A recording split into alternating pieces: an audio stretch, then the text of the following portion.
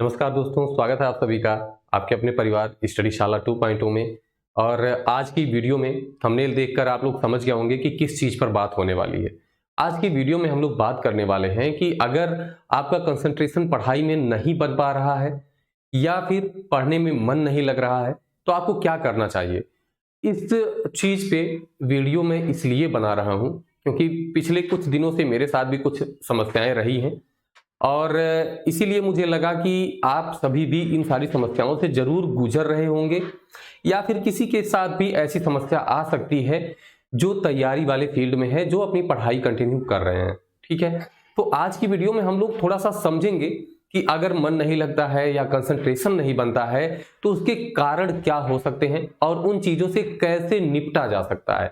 ठीक है, क्योंकि मैंने भी कई सारे लोगों को सुना, अपने ऊपर फॉलो किया और मुझे समझ में आया कि हाँ, ये सारी चीजें उनमें से एक फैक्टर बनती हैं, एक रीजन बनती हैं जिसके कारण जो है हम लोग अपने टारगेट से थोड़ा सा भटक जाते हैं, पढ़ाई से थोड़ा सा दूर होने लगते हैं। तो उन सभी चीजों पे हम लोग थोड़ी थोड़ी सी चर्चा करते हुए चलेंगे। तो सबसे पहले हम लोग ये देखेंगे दोस्तों कि जो आपकी एकाग्रता है, कंसंट्रेशन है, ठीक है, ये आपकी बनती नहीं है या फिर केवल पढ़ाई में नहीं बनती है। तो आप अपने ऊपर खुद आजमा के देखिएगा कि जब आप कोई गेम खेलते हैं, है ना, जब आप कोई गेम खेलते हैं या फिर जो है कोई दूसरा काम करते हैं तो वहां पर आपकी कंसंट्रेशन बिल्कुल अच्छी होती है। जैसे आप क्रिकेट खेलने गए हैं, गेंद आपके पास आ रही है तो आपका कंसंट्रेशन बिल्कुल एकदम फिक्स होता है कि गेंद को मुझे पकड़ना ही है। इसका मतलब ये है ना कि आपका जो कंसंट्रेशन है वो पढ़ाई के अलावा बाकी चीजों में तो है, केवल पढ़ाई में नहीं बन रहा है ना। तो कहने का मतलब ये होगा कि जो आपका कंसंट्रेशन है ये तो बन रहा है। वो अलग बात है कि आप पढ़ाई में बनाना चाह रहे हैं और पढ़ाई में नहीं बन रहा है ना। तो इसके भी कुछ कारण होते हैं कि पढ़ाई में कंसंट्रेशन क्यों नहीं बन रहा है। क्योंकि जब आप चैटिंग करने बैठते हैं तो आपको बाकी सारी चीजें भूल जाती हैं, है ना। इसका मतलब है कि कंसंट्रेशन तो है आपका, एक स्पेशल फील्ड में नहीं बन पा रहा है ना। तो इसके रीजन हम लोग एक बार समझ लेते हैं कि क्या क्या कारण हो सकते हैं। सबसे पहला जो आपका कारण बनता है कि पढ़ाई में कंसंट्रेशन आपका नहीं बन रहा है तो उसका सबसे बड़ा रीजन ये है कि इंटरेस्ट आपका, ठीक है, रुचि। तो ध्यान के लिए ये रुचि जो है एक सबसे बड़ा रीजन होती है ना। रुचि मतलब इंटरेस्ट, जिस चीज में आपका ध्यान जो है, खेल में क्यों लगा, क्योंकि उसमें आपका इंटरेस्ट है, आपकी रुचि है। आप चैटिंग कर रहे हैं, मन नहीं हट रहा है वहां से, क्यों, क्योंकि उसमें रुचि है। अगर वही आपकी रुचि पढ़ाई में आ जाए तो आप समझ सकते हैं कि क्या होगा, आपका मन पढ़ाई से भी नहीं भागेगा, है ना। तो सबसे बड़ी चीज ये है कि आपको रुचि लाना है। अब बात आई कि ये रुचि कैसे आएगी, पढ़ाई में रुचि कैसे आएगी, है ना। अगर रुचि आ जाए तो सारा काम बन जाए। तो इसके आप जो है कुछ तरीके समझ सकते हैं कि रुचि कैसे लाई जा सकती है। सबसे पहले आप देखेंगे कि जो आपको विषय पसंद हो, है ना, जिस विषय में आपकी रुचि हो उस विषय को आप पहले पढ़ना शुरू करें। क्या करें, जैसे हमको जो विषय नहीं आती है, कठिन लगती है, उसी विषय को जब हम उठा के पढ़ने लगते हैं तो फिर उसमें पढ़ने में मन भी नहीं लगता है। तो आपको काम क्या करना है कि जो विषय आपको पसंद हो पहले, जैसे किसी को हिंदी पसंद है, किसी को इतिहास, किसी को भूगोल, किसी को बाल विकास पढ़ना पसंद है, तो आप पहले उस विषय को पढ़िए। आप इस विषय को 1 घंटा पढ़ेंगे, ठीक है, या 2 घंटा आप पढ़ेंगे तो इसमें आपको पढ़ने में मन आपका लगने लगेगा। इससे एक फायदा आपको मिलेगा ना कि पढ़ने में मन लगना शुरू हो जाएगा आपका। उसके बाद आप कोई विषय उठाएंगे, अगर आपको टफ लग रही है, नहीं समझ में आ रही है, थोड़ी देर पढ़िए उसको, ज्यादा देर मत पढ़िए, ताकि आपकी रुचि जो है उसमें लगनी शुरू हो जाए। और दूसरा इसका तरीका है कि आप विषय को ना बदल कर पढ़ें। क्या करें, विषय को बदल बदल कर पढ़ें। ये एक तरीका बनता है। जैसे आपने रुचिकर विषय अपना उठा लिया, पढ़ा, दूसरा विषय आपने उठाया, उसको पढ़िए, 1 घंटा 1.5 घंटा पढ़िए, फिर सब्जेक्ट को चेंज कर दीजिए, कोई दूसरा सब्जेक्ट उठाइए, उसको पढ़िए। तो आपकी रुचि जो है ना उसमें बनी रहेगी, डिफ्रेंशिएट थोड़ा सा होता रहेगा ना, चीजें बदलती रहेंगी तो आपकी रुचि बन जाएंगी। तो ये 2 चीजें हैं रुचि को अपने बढ़ाने के लिए पढ़ाई में। ठीक है। इसके साथ साथ आपकी रुचि एक तरीके से और बढ़ेगी कि आप कोई क्लास किसी की ले रहे हैं, आपको मजा आ रहा है, वहां से आप पढ़ रहे हैं, और दोस्तों आपको आप इन्हीं जो भी विषय आप पढ़ रहे हैं ना उसका शॉर्ट नोट भी बनाते रहिए। क्या करिए? शॉर्ट नोट भी बनाते रहिए। तो इससे आपको फायदा ये होगा कि जब आप पढ़ेंगे ना, कल आज जो आपने पढ़ा अगले दिन जब आप उठाएंगे आपके पास एक शॉर्ट नोट होगा, इसको आपने एक बार पढ़ लिया तो उसके बाद आपको मजा आएगा, पिछली चीजें जब आपको याद रहेंगी। एक तीसरा तरीका मैं आपको बताता हूं कि आप एक प्रैक्टिस सेट लीजिए। प्रैक्टिस सेट का मतलब ये है ना कि आपको प्रैक्टिस करनी है। प्रैक्टिस किन क्वेश्चंस की करें? अगर आप पहली बार में कठिन क्वेश्चंस उठा लेते हैं तो वहां पे आपको समस्या आने लगती है। आप एक बार ट्राई करिएगा कि जो चैप्टर आपने पढ़ा, अगर उस चैप्टर के क्वेश्चन आप कर ले रहे हैं तो आपकी रुचि बहुत अच्छे से बनने लगेगी। कोशिश करिए कि पहले आसान प्रश्न लगाइए, ठीक है, जैसे आसान से कठिन की ओर। पहले आसान प्रश्न लगाइए, फिर आप आइए किस प्रश्न की ओर? कठिन प्रश्न की ओर। तो ये तरीके आप इसमें अपना सकते हैं, तो आपकी रुचि जो है इसमें बढ़ने लगेगी, ठीक है। अगली अगर बात हम करें तो दूसरा होता है सब्जेक्ट प्लान। अगर आपके पास सब्जेक्ट के लिए प्लान नहीं है, जैसे आप हिंदी उठाते हैं, आपको पता ही नहीं है कि हिंदी में क्या क्या पढ़ना है। जिसको हिंदी पढ़ने में अच्छा लगता है उससे आप पूछिए तो उसको सारे चैप्टर याद होंगे कि क्या क्या पढ़ना है उसमें। तो आपको क्या करना है? अपना एक एक सब्जेक्ट का प्लान आपको सेट कर लेना है।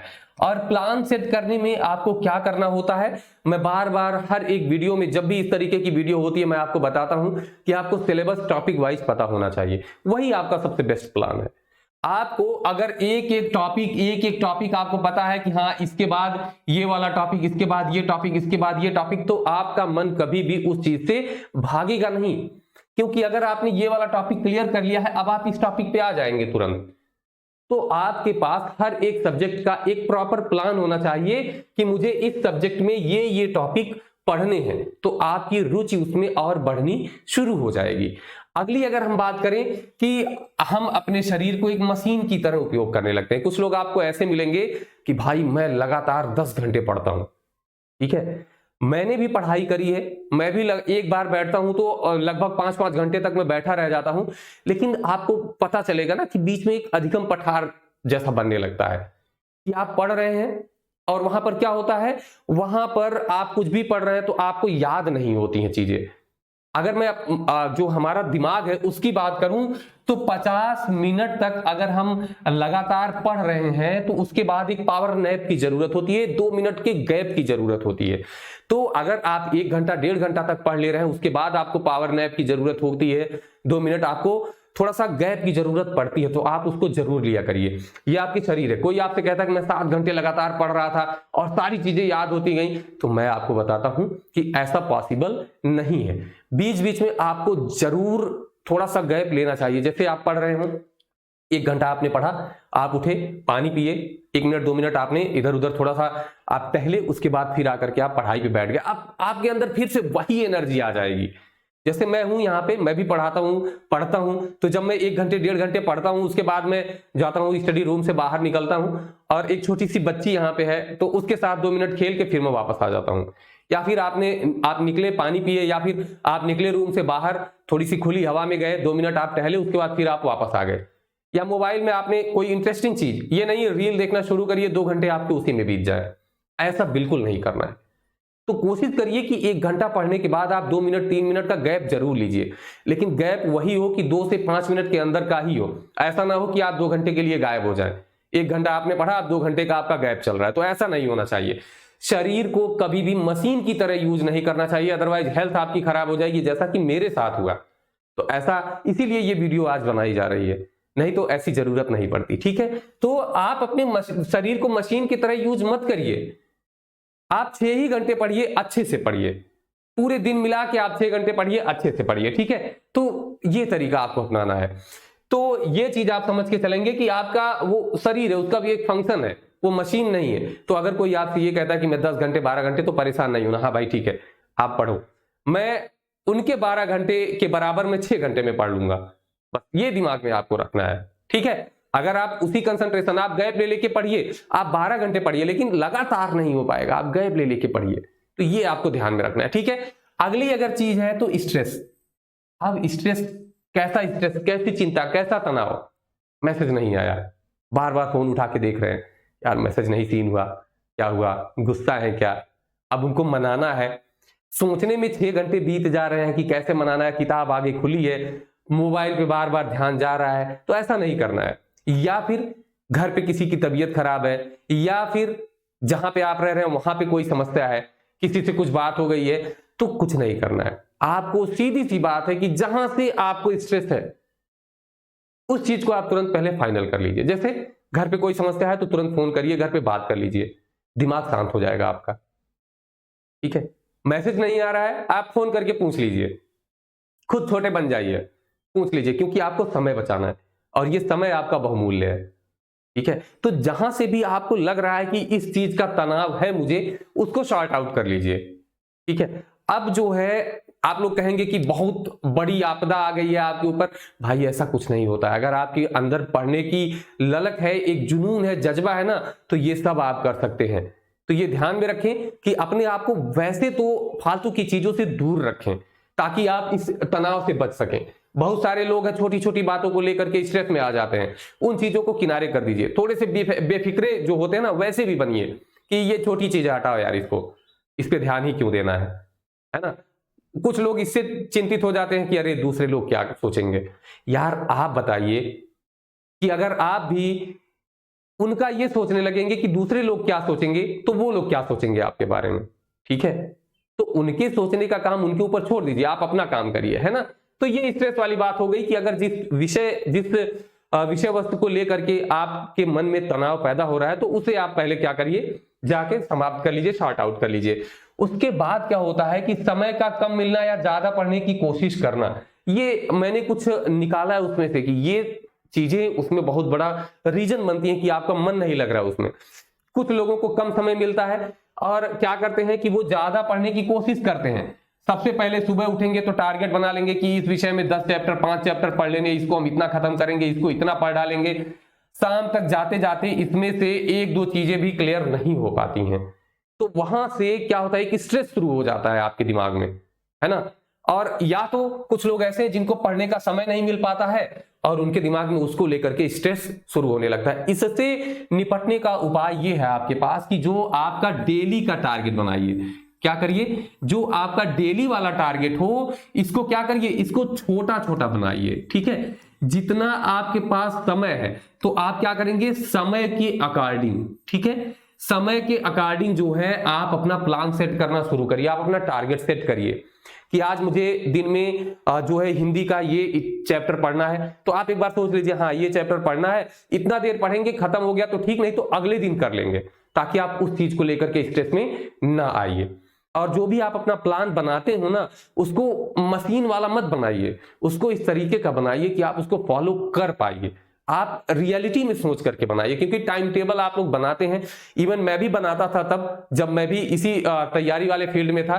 तो उसमें होता क्या था, उसमें समस्या ये होती थी ना कि टाइम टेबल रोज बनता था, रोज बिगड़ता था, क्योंकि फॉलो नहीं हो पाता था। फॉलो ना हो पाने का रीजन क्या था, रीजन केवल और केवल एक ही था कि उसमें एक एक मिनट का हिसाब रख के हम लोग बनाते थे कि एकदम ये वाला सब्जेक्ट बदला, तुरंत इस पे आए, 2 घंटे पढ़े, फिर इस पे आए, फिर इस पे आए, कहीं अपने आप को समय हम लोग नहीं देते थे। तो ये काम आप बिल्कुल मत करिए, उसी तरीके का टाइम टेबल बनाइए। ध्यान में रखें कि आपकी शरीर है, ये मशीन नहीं है कि 24 आवर्स आप जैसे चाहे वैसे यूज कर सकते हैं। नींद भी जरूरी है, पढ़ाई भी जरूरी है, थोड़ा सा घूमना टहलना भी जरूरी है, आपका स्वास्थ्य बहुत जरूरी है। ठीक है, तो ये आपको टारगेट जो है उस तरीके से सेट करना चाहिए। आगे अगर हम बात करें कि मेन टारगेट अगर आपके सामने नहीं होता है तो भी पढ़ाई में मन नहीं लगता है, क्योंकि आप जिस परीक्षा की तैयारी कर रहे हैं, 4 साल से अगर वैकेंसी नहीं आ रही हो तो आपका मन नहीं लगता है ना। तो इसके लिए मैं आपको उपाय बताता हूं कि जिस भी परीक्षा की आप तैयारी कर रहे हो, ठीक है, तो उसमें एक चीज आप ये ध्यान में रखिए कि वैकेंसी तो आपको मिलेगी ही मिलेगी, ठीक। उसके अलावा आपको क्या करना है कि आप ये मन में रखिए कि अगर बाकी के लोग 70% पे सिलेक्शन पा रहे हैं तो मेरा टारगेट क्या होना चाहिए, 85% होना चाहिए। जितना आपको समय मिल रहा है आप अपने स्कोर, अपने परसेंटेज को बढ़ाने में लगाइए, ना कि सोचने में, क्योंकि 4 साल बीत जाते हैं और आप किसी और फील्ड में भी नहीं जा पाते हैं। ना तो आप यहां पर सक्सेसफुल हो पाए तैयारी करने में, ना आप किसी और फील्ड में सेलेक्ट हो पाए। आपके परेशान होने का क्या मतलब निकला? आपके पढ़ने का क्या मतलब निकला? कोई मतलब नहीं निकला, है ना? तो आपको करना क्या है, जिस एग्जाम की तैयारी में आप लगे हैं उसमें तो कम से कम 100% अपने आप को श्योर कर लीजिए कि यहां पर मेरी नौकरी पक्की हो गई है। आप ऐसी तैयारी करिए, ठीक है? तो ये अगर मेन टारगेट आपके सामने नहीं दिख रहा है, जैसे सुपरटेट की वैकेंसी अभी नहीं वैकेंसी आपको दिख रही है, तो आप उसको टारगेट करके इस तरीके से पढ़िए कि उसके साथ साथ वो तो आपका श्योर हो जाए 100%, कोई दूसरा मौका बीच में आए तो आप उस पर चले जाइए, लेकिन वो भी आपका श्योर होना चाहिए। आपने इतना समय दिया तो उस पर आपको कमांड होना चाहिए कि वैकेंसी आएगी तो एक सीट मेरी पक्की होगी। इस तरीके का आपको कमांड भी होना चाहिए। उसके लिए क्या करिए, आप स्टेप बाय स्टेप करके क्या करिए, स्टेप बाय स्टेप करके आप अपनी तैयारी को मजबूत बनाते जाइए। ये काम आप करिए, ठीक है? तो मेन टारगेट अगर नहीं दिख रहा है सामने तो आप इस तरीके से काम करेंगे तो कंसंट्रेशन जो है आपका पढ़ाई में भी बनेगा। और उसके बाद जो सबसे बड़ी चीज होती है स्वास्थ्य, हेल्थ। कहा गया है हेल्थ इज वेल्थ, ऐसे ही नहीं कहा गया है। अगर आपका स्वास्थ्य अच्छा है तो पहले जितनी भी बातें की गई हैं सब अच्छे से आप कर सकते हैं। अगर आपका स्वास्थ्य अच्छा नहीं है तो पीछे की गई जितनी भी बातें हैं वो सब बेकार चली जाएंगी। तो आप लोग कोशिश ये करिए, काम उसी तरीके से करिए जिससे आपका स्वास्थ्य पहले सही रहे, उसके बाद ही आप काम कर पाएंगे, पढ़ाई कर पाएंगे और अपने परिवार वालों का सपना पूरा कर पाएंगे। तो उम्मीद करता हूं कि आपको ये वीडियो किसी ना किसी तरीके से लाभदायक जरूर साबित होगी और आप कोशिश करिए कि पढ़ाई अपनी अच्छे से करिए। उतना ही पढ़िए एक दिन में जितना आप एब्जॉर्ब कर पाइए, जितना आप याद कर पाइए, लर्न कर पाइए, उतनी ही चीजें पढ़िए। क्योंकि पढ़ना तो ठीक है, हर कोई पढ़ लेगा, उसको याद करना आपको जरूरी होता है कि जो आप पढ़ रहे हैं उनमें से कितनी चीजें आपके दिमाग में रह जा रही हैं। सबसे जरूरी वो चीज होती है और उसके तरीके मैंने कई सारे बताए हैं। तो आपका जो अपना चैनल है स्टडीशाला 2.0 ऑफिशियल, वहां से स्टडीशाला 2.0, ठीक है, तो वहां से जा करके आप एकदम बहुत सारी चीजें वहां पर दी गई हैं तो उसे आप क्या करिए, देख सकते हैं। तो स्टडीशाला 2.0 आप सर्च करिए, देखिए, ठीक है, तो उसे आप जाकर के ज्वाइन करिए, वहां पर आपको क्लासेज मिलेंगी। रीजन यही था कि क्लासेज भी नहीं आ पा रही थी और बहुत सारी चीजें थी। अब कोशिश ये की जा रही है कि मैं भी अपने आप को उसी तरीके से प्रिपेयर कर रहा हूं और आप लोग भी अपने आप को प्रिपेयर करना शुरू कर दीजिए, तैयारी में लग जाइए। कई सारे लोगों का मैसेज आता है कि सर तैयारी अच्छे से नहीं हो रही है, मन नहीं लग रहा है। तो इस वीडियो को आप जरूर देखिए, पूरा देखिएगा ताकि आपको अच्छे से समझ में आए। तो चलिए दोस्तों, फिर मिलेंगे, तब तक के लिए नमस्कार, धन्यवाद, जय हिंद।